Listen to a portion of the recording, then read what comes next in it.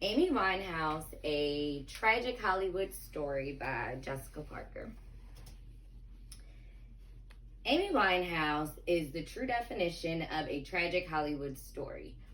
Um, Amy was a star through and through. Grew up around music and performers alike.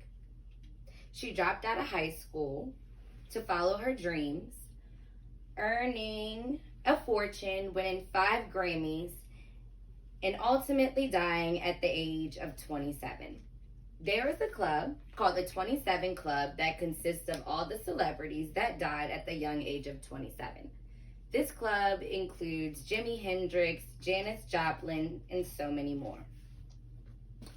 Amy Winehouse was from London, England, born September 14th in the suburbs of London to a taxi driving dad and a pharmacist mom. She was the youngest of 2 kids. Though her family was your average blue collar family, she grew up around a lot of musicians and performers. Her 2 uncles were famous jazz performers, and her grandmother, her true inspiration, Cynthia, who's tattooed on her right arm, was a jazz singer as well, who dated jazz legend Ronnie Scott. Amy grew up listening to jazz, soul, hip hop, and rap. People like Frank Sinatra, Billie Holiday, and Salt-N-Pepa. Salt-N-Pepa actually inspired her and her friend at the young age of 10 to start a girl group of their own called Sweet and Sour. Her diverse musical background won her a scholarship at the prestigious school Sylvia Young Theater School. She was eventually expelled for not applying herself, they said, and for a nose piercing. This, however, motivated her. She wrote music for open mics, and she would eventually give her demo to one of her friends who was already signed to a record label, and soon after she was signed as well. Amy Winehouse was energetic, outspoken, full of life. She walked to the beat of her own drum, not conforming to social norms at all.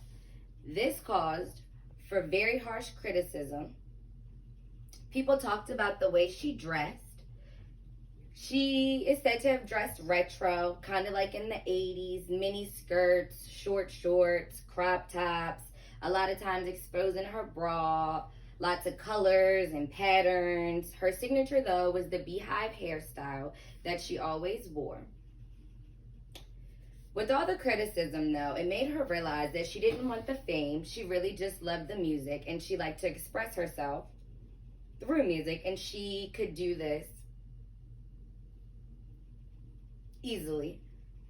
She was always an emotional person. She struggled with self-harm and bulimia starting at a very young age.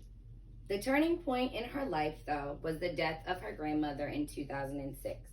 This is just 3 years after her debut album, Frank.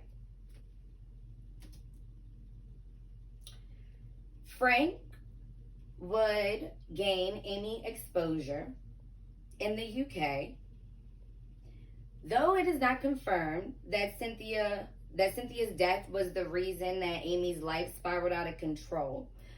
But from the timeline, this looks to be the case. In 2006, Amy released her second album, Back to Black, featuring Rehab, which won Brit Awards for Best Album, Best Solo Artist, but it didn't debut in the US until 2007. When it did, her life was so out of control at this point, she could not even attend the Grammys and had to perform in London because she couldn't get visas into the US. Now, back on track, after the death of her grandmother, she would make some of the worst decisions of her life. Marrying her soon-to-be ex-husband. They met in 2005. They both partied very hard. His name was Blake, by the way. This was the basis of their relationship. Blake actually admitted to introducing her to hard drugs.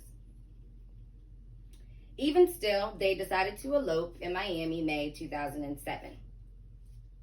Just a few short months later, Amy overdosed on not only alcohol, but K2, heroin, cocaine, ecstasy. This landed them both in rehab, all by August.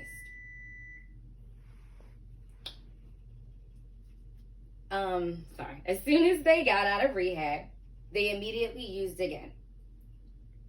2 short months after this, in October, they were jailed for drugs in Norway. This did not stop them. January 2008, there was a video released on TMZ of Amy Winehouse smoking from a pipe. This video was recorded in her home by one of her acquaintances. She was denied visas at this point, which stopped her from touring in the United States altogether. She had already been famously late and noticeably under the influence, slurring words, stumbling, even hitting fans. And if you thought things couldn't get worse, Blake was arrested.